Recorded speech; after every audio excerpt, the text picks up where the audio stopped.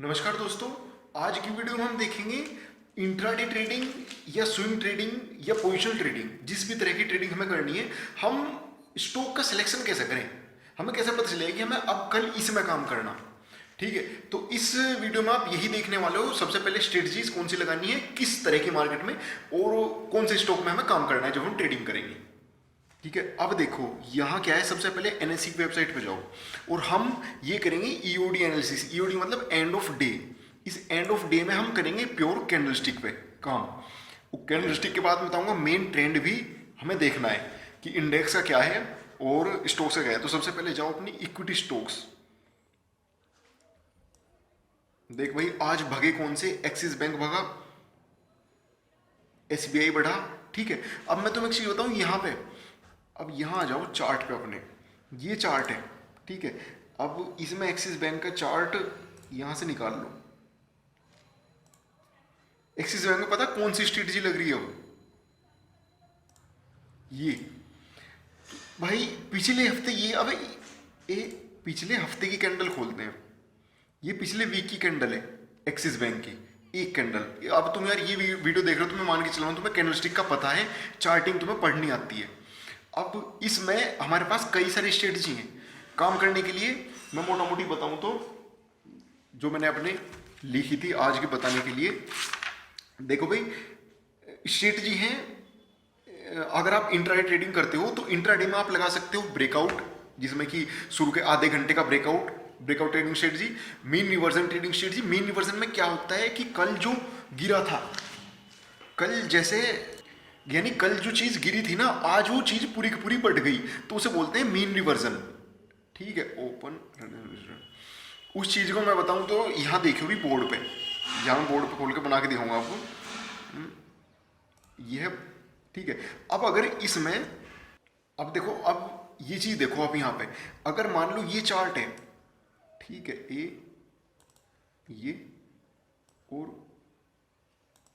ये, ठीक है, और यहां पे ये प्राइस बढ़ा और ये इंट्राडे चार्ट बना रहा हूं मैं। मान ले मेरा 3:30 यहां बज गए, यहां पे मेरे 3:30 बज गए यहां। ठीक है, और ये 9 बजे प्राइस चला यहां से। अब प्राइस क्या है ना, यहां से कहीं से खुला, मान लो ये 100 रुपए है। ठीक है, और यहां से प्राइस बढ़ना चालू हुआ, यहां गिरा, बढ़ा। ये इंट्राडे का सीन है। ये बढ़ा बढ़ा बढ़ा और भाई 3 बजे तक पूरा बढ़ता रहा। ये यहां पे आके बंद हो गया। अच्छा, तो इसकी ये है आज की क्लोजिंग, ये इसकी आज की क्लोजिंग प्राइस। और आज का दिन कहां खत्म हो रहा? आज का दिन हो रहा खत्म यहां पे, समझे? और ये यहां पे था भाई 100 रुपए, 100, और बंद हो गया भाई ये तुम्हारा 110 पे। अच्छा, तो आज 10% बढ़ गया। अब अगर अगले दिन यहां पे मान लो 1 तारीख थी और यहां पे है ये 2 तारीख। अच्छा, अब अगर अगले दिन खुलता है, ये अगले दिन का चार्ट इसका हम रेड सी बना ले रहे। अब अगले दिन ये खुला और खुलने के बाद थोड़ा सा ऊपर गया और भैया पूरे दिन डगडग डगडग डगडग डगडग पूरा नीचे आ गया। अच्छा, तो इसे पता क्या बोल लेंगे हम? इसे बोलते हैं मीन रिवर्जन ट्रेडिंग स्ट्रेटजी। यानी कि एक दिन बढ़ा और दूसरे दिन नीचे आ गया। समझ गए ना तुम? ये है मीन रिवर्जन ट्रेडिंग स्ट्रेटजी। तो इसकी अगर मैं कैंडलस्टिक बनाऊंगा तो इस वाली पहले दिन की यो, दूसरे दिन की यो, यानी कि पहले दिन की कैंडल बनेगी मेरी कुछ इस तरह की। ये कहां गया? ये रही मेरी पहले दिन की कैंडल और ये रही मेरी दूसरे दिन की कैंडल। इस तरह की कैंडल को बोलते हैं मीन रिवर्जन। हालांकि इसमें ऊपर नीचे वीक होगी, छोटी छोटी, मतलब कि इसमें ऐसी पूंछ सी निकली होगी। ये मैं तुम्हें बता रहा हूं कि इस तरह की 2 कैंडल मिलेंगी, एक हरी दूसरी लाल, या फिर पहली गिरावट और दूसरे दिन बढ़ गया। अब ये किसी भी टाइम फ्रेम में हो सकता है, यानी कि ऐसा नहीं कि वो इंट्राडे में ही करता है। ये तो इंट्राडे में हो गया। ऐसा हो सके एक हफ्ते गिरा और दूसरे हफ्ते उतना ही बढ़ गया जितना पिछले हफ्ते गिरा था। तो ये जो कंसेप्ट है, ये यूनिवर्सल कंसेप्ट है कि मीन रिवर्जन ट्रेडिंग इसे बोलते हैं। ठीक है, अब इसे हम देखेंगे अपने चार्ट में। यहां देखो, यहां कहां लग रही है मीन रिवर्जन ट्रेडिंग स्ट्रेटजी। अब ये सारे 1 वीक की कैंडल, ये पिछला है भाई पूरा साल। ये ये पिछला पूरा साल है। ये है भैया।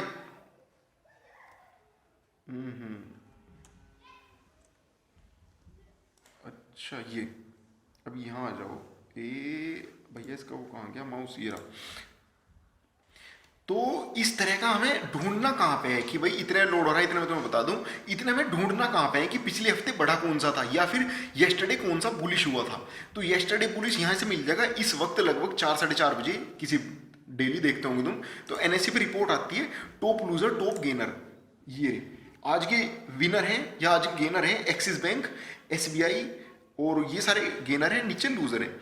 तो इन पे एक बार तुम नजर डाल लो कि एक्सिस बैंक को अगर मैं कल देखता तो क्या मेरा आज बुल साइड में से ले सकता था। हाँ सही बात है। तो अब जाओ अपना एक्सिस बैंक के चार्ट पे, एक्सिस बैंक का डेली का चार्ट। अब देखो बन रहा है यहाँ पे बिल्कुल वही सीन कि कल पूरी गिरावट थी, आज पूरा भग गया ऊपर, आज पूरा बुलिश हो गया। अब इस चीज को अगर हम और छोटे टाइम फ्रेम में देखें 15 मिनट या आधे घंटे में, अब ये देखो, समझ रहे हो सुन सीन क्या हो रहा। ये गिरा गिरा गिरा था और अगले दिन पूरा बड़े बड़े बड़े चला गया। अच्छा कुछ बात कर रही क्लिक दिमाग में कि तो मतलब कि सीन ये होना था कि एक दिन गिरावट रेड से, एक दिन होगी गिरावट और दूसरे दिन होगी बढ़त। यही तुम्हारा मीन रिवर्जन ट्रेडिंग है। एक दिन कैंडल ऐसी बनेगी और दूसरे दिन कैंडल बढ़त की बनेगी, नीचे शुरुआत करते हुए। ये करेगी नीचे से शुरुआत और नीचे से गैप डाउन खुल के इसे पूरा कर दिया। ये होगी तुम्हारी मीन रिवर्जन। और इसमें ऐसा कुछ भी नहीं है कि तुम्हारा कोई स्पेशल टाइम फ्रेम में काम करेगी, भाई हर टाइम फ्रेम में काम करती है। वैसे वीकली पे देख लो एक बार, वीकली में यार वीकली ट्रेड काम करने में ये फायदा है कि वहां पे ज्यादा ऐसा नहीं रहता कि आफत नहीं मचती कि बस तुरंत मिला मिला नहीं तो नहीं मिला, क्योंकि वीक में तुम्हें आराम से 5 दिन मिलेंगे। 5 दिन में तुम्हारी 3 घंटे की भी आराम से 2 पंजे 10 कैंडल बनेगी। तो इस चीज को देखो मीन रिवर्जन कहाँ लग रहा था, देखो ये है मीन रिवर्जन भाई एक्सिस बैंक में जो लगा 24/8, ठीक है, जुलाई अगस्त, 24 अगस्त में से अगले महीने लगी 7 दिन ये मीन रिवर्जन ट्रेडिंग। ठीक ठाक पैसा तुम्हारा यहाँ बन गया। अब तुम्हारे पास स्टॉक कितने हैं हाई वॉल्यूम वाले। हाई वॉल्यूम का मतलब है कि जो एफएनओ में है उनमें हाई वॉल्यूम होती है और एक प्राइस बैंड के अंदर हो, यानी कि ये नहीं कि तुम 80,000 वाला एमआरएफ कटाओगे, उसमें नहीं मिलने का, एक रेंज हो। देखो यहाँ देखो, यहाँ पे जाओ और ये निफ्टी 50 की जगह नीचे जाके निफ्टी एफएनओ भाग्य सिक्योरिटी इन एफएनओ।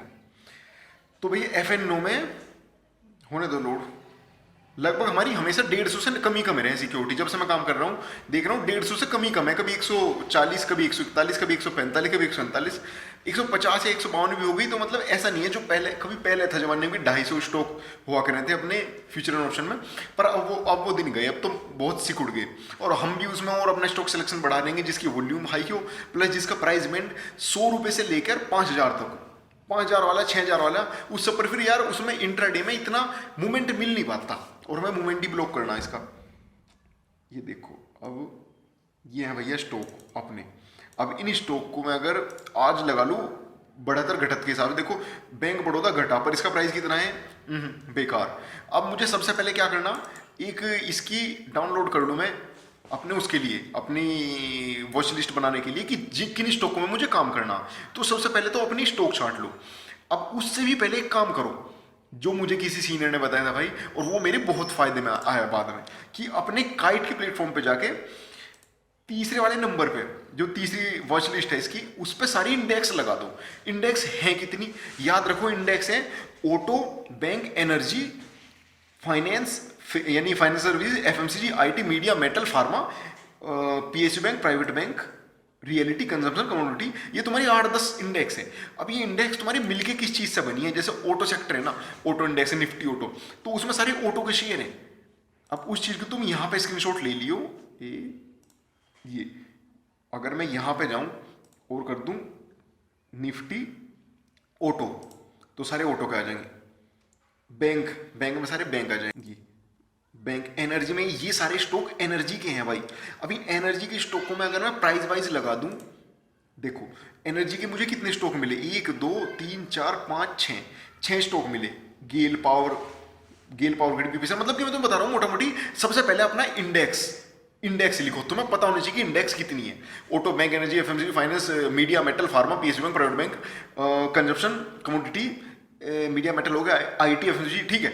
अब हर सेक्टर के रनर देखो, कि रनर का मतलब कि हर सेक्टर के टॉप स्टॉक जो उनसे सबसे पहले भागने में रहे और सबसे पहले गिरने में रहे। तो जैसे आईटी में है, आईटी के अंदर टीसीएस और इन्फी, इनसे ही चल रही है पूरी आईटी सेक्टर, मतलब जैसा एक तरह का बेंचमार्क हो गई है। अब आईटी सेक्टर में देखो पिछले साल से ही वीकली चार्ट दिखा रहा हूं तुम्हें, कैसे भगत आ रही है, एक ढप्पी भगत एक तरफ से दर दर दर दर दर दर दर दर दर। अब क्या लग रहा, अब अगर बड़े टाइम फ्रेम पे मीन रिवर्जन होना हुआ तो कैसे गिरेगा, दर दर दर, मतलब कि ये भगवान पहले। अब ये चीज देखो, अगर इसे गिरना हुआ कैसे गिरेगा, एक कैंडल बनी, दूसरी यहां बनी, तीसरी मान ले छोटी सी बन गई, चौथी बढ़ गई।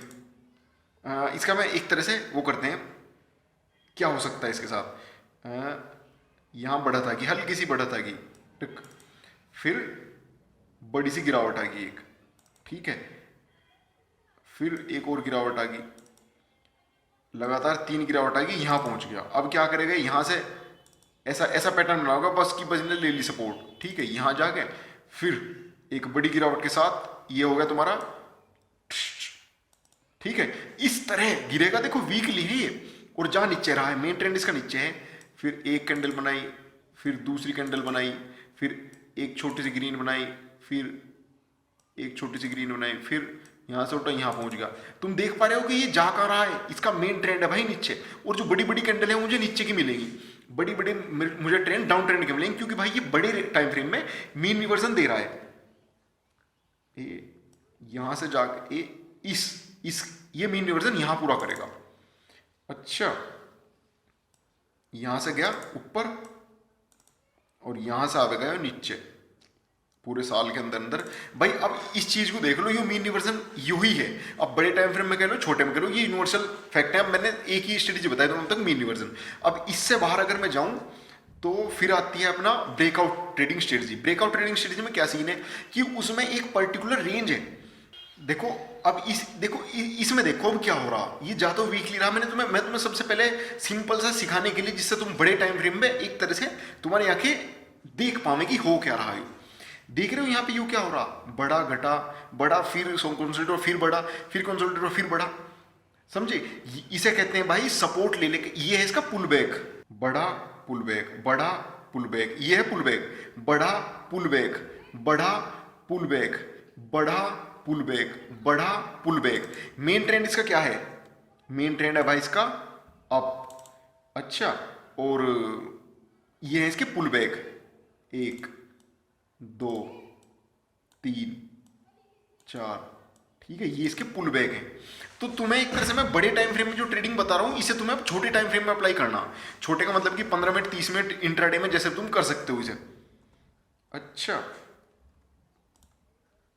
अब यहां पे हो क्या रहा, जैसे हमें अब यहां पे ट्रेडिंग करनी, तो ये इंडेक्स चलिए निफ्टी मीडिया, जब जब किसी इंडेक्स में डोजी या तुम्हें इस तरह की कैंडलस्टिक मिले, डोजी मिले या फुल बुलिश कैंडल मिले कोई, या बियरिश एंगल्फिंग मिला, एक कंसोलिडेशन के बाद बियरिश एंगल्फिंग मिल गया, तो यानी कि अब वहां पे गिरावट की संभावना। पर अगर मुझे कल के लिए ट्रेड लेना, तो मैं आज की इंट्राडे देखूं किस में, ये 1 डे की कैंडल में पूरा बुलिश मूवमेंट है, तो मुझे पता आज एक्सिस बैंक बढ़ा, ये एक्सिस बैंक में कल गिरने की संभावना है या नहीं। यार अभी नहीं लग रही। अभी क्यों नहीं लग रही, क्योंकि अभी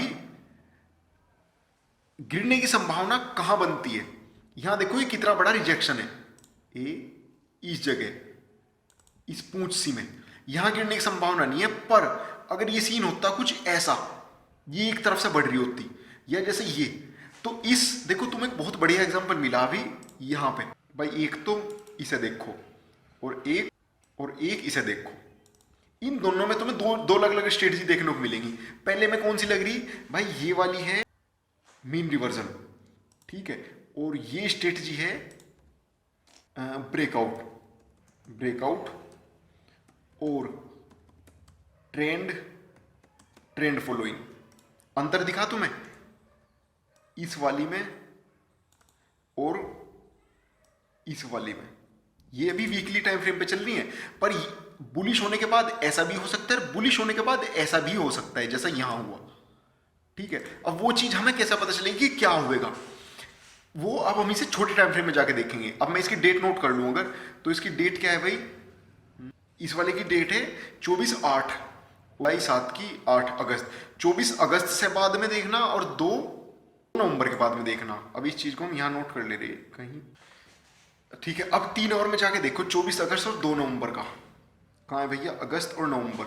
24 अगस्त 22 23 24 8 3 4 5 6 24 अगस्त आ गया, आगे हुई है ये रहा अगस्त, देख रहे ये रहा 24 अगस्त। यहां से कैंडल बढ़ी यहां से 24/8 से पूरे हफ्ते बुलिश रहा। देखो ये पूरे हफ्ते की दिखा रहा, मैंने तुम्हें 3 आवर की कैंडल लगा रखी है, क्योंकि देखो मैं एक स्विंग ट्रेडर हूं, तो मैं स्विंग ट्रेडिंग के हिसाब से तुम्हें ज्यादा बेटर समझा पाऊंगा। समझ आ गया ना एक बार, तो फिर तुम इसे छोटे टाइम फ्रेम में भी लगा लो आराम से। और यहाँ पे अगर हम बोलिंगर बैंड लगा दूं तो और मजा आ जाएगा, कंफर्मेशन करने में बहुत आसानी रहेगी। तो मैं देखो 24 वाले में पूरा हफ्ते बढ़ा, और उससे बाद में देखो कि नेक्स्ट वीक के खुलते ही पहली कैंडल यानी कि शुरू के 3 घंटे में नेक्स्ट वीक के क्या रहा, पूरा मूवमेंट ऐसा रहा, बेरिश कैंडल रहा जबरदस्त वाला। अच्छा, तो ये तो हो गया तुम्हारा 24 अगस्त के बाद। दूसरा था 2 नवंबर के बाद, वो भी देखते हैं भाई क्या रहा, अगस्त सितंबर अक्टूबर, और ये रहा भाई वो नवंबर वाला 2 नवंबर 2/11।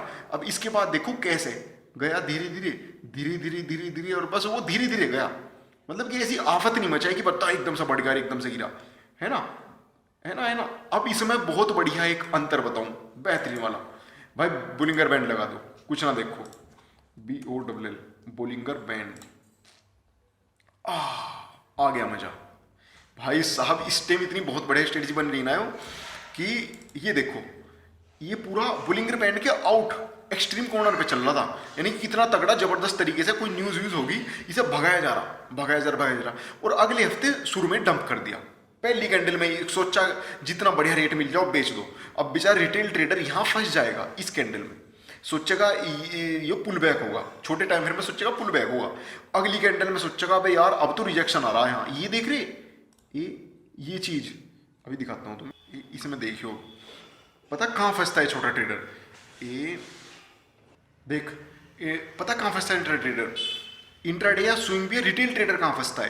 पहली कैंडल गिरी, उसके बाद दूसरी कैंडल में देखो यहाँ रिजेक्शन दिख रही होगी यहाँ पूंछ सी, इसे देख के सोचेगा भाई अब तो रिजेक्शन आ गया प्राइस में, अब शायद इसका पुल बैक हो गया खत्म, अब फिर चलेगा, और बस कभी चला ही नहीं भाई। पूरे 2 हफ्ते 3 हफ्ते देखो, पूरे महीने ही गिरा, 1 2 3 4 पूरे महीने ही ठोक दिया। रिटेल ट्रेडर की स्थिति हो गई, यही होता है भाई यहाँ पे। अच्छा, अब तुम अगले पे देख लो, यानी कि कोई चीज बहुत जल्दी बढ़ रही ना तो समझ जाओ कि वो गिरेगी अब जा। अच्छा भाई ऐसा ही होता है, आईपीओ में भी ऐसे होता है, जिसका शेयर बहुत जल्दी बढ़ेगा। अब यहाँ देखो नवंबर में कितना होले होले बढ़ रहा था, बहुत छोटी छोटी कैंडल के साथ बढ़ता गया बढ़ता गया बढ़ता गया। तो एक चीज ध्यान रखियो, जो पैराबोलिक बढ़ेगी वो पैराबोलिक ही गिरेगी। यही होता है भाई, यहाँ तुम अपना दिमाग खपा लियो कितना ही। मैंने भी बहुत फ्रस्ट्रेट हो गए, एक चीज देख ली भैया, अगर बहुत जल्दी पैसा बन गया साले वो काट के खत्म करो, बाद में देखेंगे। अच्छा, अब जैसा यहां पे सीन आ रहा देखो, ये दिख रहा कैसा फटाफट 2-3 कैंडल गिरी और यहां पे मीन रिवर्जन हो गया। ठीक है, तो ये थी बात दोस्तों हमारी मीन रिवर्जन ट्रेडिंग स्ट्रेटजी की। इसके बाद हम बात करते हैं हमारी 3-4 स्ट्रेटजी है, क्या नाम उसका, हाँ ये रही अपनी कैंडल स्ट्रेटजी। ब्रेकआउट है, इसके बाद एक रिवर्सल ट्रेडिंग स्ट्रेटजी। ब्रेकआउट में ही होता है कि ब्रेक किया, एक कैंडल बनी, उसके बाद अगली कैंडल है पिछली कैंडल के हाई को ब्रेक किया, या फिर इस गिरावट के बाद नेक्स्ट कैंडल ने इसकी लो को ब्रेक किया, नीचे निकल गया। ठीक है, ये है आपकी ब्रेकआउट स्ट्रेटजी। अब इसे हम बोर्ड पे देखेंगे पीछे। और इसके बाद है मोमेंटम में ट्रेंड फॉलोइंग स्ट्रेटजी। ट्रेंड मतलब कि जो मेजर ट्रेंड है असली में तो वो भी ब्रेकआउट ही है, मतलब कैंडल के ब्रेकआउट देखो पर निकल गया। बस ब्रेकआउट रिवर्सल, रिवर्सल में आपकी मीन रिवर्सल ट्रेडिंग स्ट्रेटजी है, जिसका मीन जो वापस अपने मीन पे आता है। इसका मीनिंग तो यही है देखो कि गिरने के बाद दूसरी कैंडल वापस वहीं पहुंच गई, उसे लगभग पूरा कवर करती है, ये इसका मीनिंग है। बाकी आप डेफिनेशन पढ़ना चाहो तो गूगल कर लियो, पढ़ लोगे वहां पर भी। पर ये बहुत बढ़िया स्ट्रेटजी है जो काम करती है स्विंग ट्रेडिंग में। तो इंट्राडे में भी काम करती है, पर इंट्राडे में इतना बढ़िया इसका विन रेट नहीं है जितना स्विंग में है। ठीक है दोस्तों, अब क्या करना है तुम्हें, आज की स्टॉक देखो कौन से सबसे ज्यादा बढ़े, टॉप गेनर्स टॉप लूजर्स, उनकी लिस्ट बना लो। और उनकी लिस्ट भी बनाने से पहले मैं तुम्हें कहूं, अपने पहले स्टॉक देख लो, अपनी इंडेक्स है 8-10 इंडेक्स है, हर इंडेक्स से 2-5 स्टॉक उठा लो कि भाई इसमें इसकी वॉलिटिलिटी अच्छी है, और फिर उसमें देखो कि इसमें बन रहा क्या कुछ। और मतलब कि तुमने जैसे टीसीएस उठा लिया, इन्फी उठा लिया, एचसीएल टेक उठा लिया, टेक महिंद्रा उठा लिया, चारों बढ़िया हैं, बहुत बढ़िया चलते हैं, चारों आईटी सेक्टर के स्टॉक है। इसी तरह तुमने पावर सेक्टर में उठा लिया, गेल है ना, अभी हम देख रहे थे। उसके बाद बैंकिंग सेक्टर को उठा लिया, बैंक में एचडीएफसी, यार एचडीएफसी चलता नहीं, मैंने एक चीज देखी, इतना बढ़िया नहीं चलता, क्योंकि उसके ऊपर पता नहीं क्या सीन है, पर एचडीएफसी इतना बढ़िया ट्रेड मूवमेंट देता नहीं, इंट्राडे में तो स्विंग में देता है बढ़िया, इंट्राडे में भी देखो फंस गया तो फंस गया। इसमें एक्सिस बैंक बढ़िया है, कोटक बढ़िया है, आईसीआईसी बैंक तो सारी बढ़िया हैं जो प्राइवेट हैं। और उसके बाद और कंपनियां हैं, तुम अपना हीरो मोटो टाइप की कंपनियां, इंडसइंड बैंक है, ये अच्छे चलते हैं। एक सीमेंट कंपनी है 2-3 वो बढ़िया चलती हैं, बाल्किन इंडस्ट्री है वो बढ़िया चलती है, एक बजाज फाइनेंस, बजाज फिनसर बहुत बढ़िया चलते हैं, ये मतलब जिस साइड चलते हैं, जिस दिन चलते हैं, और ये चलेंगे भी उस दिन जिस दिन हमारा पिछले दिन बहुत तगड़ी गिरावट हुई, तो आज इन्हें नजर पे रखो, आज बढ़ सकते हैं। इसी तरह कल मान ले डोजी थी, तो आज उसमें डोजी के बाद आज ब्रेकआउट ट्रेडिंग स्ट्रेटेजी बन सकती है। ठीक है, अभी जो स्ट्रेटेजी है इनके बारे में डिटेल में बात करेंगे, या मैं आपको बोर्ड पे समझाऊं, नेक्स्ट वीडियो बनेगी उसके लिए। ठीक है, चलो दोस्तों, सीखते रहिए और अपना होमवर्क जरूर करते रहिए। होमवर्क नहीं करोगे तो कल के दिन जब ट्रेड लोगे तो उस वक्त तुम्हें पता ही नहीं चलेगा कि तुम्हें कौन सा लेना है। पता लगा टीवी देख रहे, उसने कहते वो भाग ले, वो भाग ले, वो ले लो, जब तक हमने उसे लिया वो भाग चुका था, फिर पूरे दिनों बैठ के गिर रहा धीरे धीरे, और हमारा पैसा भी उधर ब्लॉक हो गया और पैसा बन भी नहीं रहा। ये चीज होती है सबके साथ, तो कोई घबराने वाली बात नहीं है। अगर तुम अभी नए नए हो, सीख जाओगे, लगे रहो बस। ठीक है दोस्तों, वीडियो के नीचे कमेंट करो आपको जिस भी तरह की वीडियो चाहिए, उस तरह की वीडियो आपको मिल जाएगी। अगर आपको अभी लॉस हो रहा है तो उसका कारण खुद से ढूंढो कि भाई मुझे लॉस क्यों हो रहा है। अगर आपका प्राइस एक्शन चलता है, मेरे जान पहचान में कई ऐसे थे, पहले मेरे साथ भी ऐसा हुआ था कि यार मैं कह रहा ट्रेड तो मेरी चल रही, मतलब कि 10 में से साले 6-7 तो चल ही रहे हैं मेरे ट्रेड, और देखो मैंने उसे भी कहा था उसका पैसा बन गया, उसे कहा था उसका पैसा बन गया, मेरा ही क्यों पैसा नहीं बना। तो अगर तुम्हारा फ्यूचर डेरिवेटिव में पैसा लॉस हो रहा तो तुम भाई इक्विटी में आ जाओ, 2 महीने 3 महीने इक्विटी में काम करो। उसके बाद इक्विटी में तुम्हारी पोजीशन साइज छोटी रखो, अपना रिस्क उतना ही लो जितना तुम बियर कर सको। ये 10-20% रिस्क लेकर काम करना कोई काम करना नहीं होता, 1%, 2%, 3% बस बहुत हो गया। ठीक है दोस्तों, फिर मिलते हैं नेक्स्ट वीडियो में।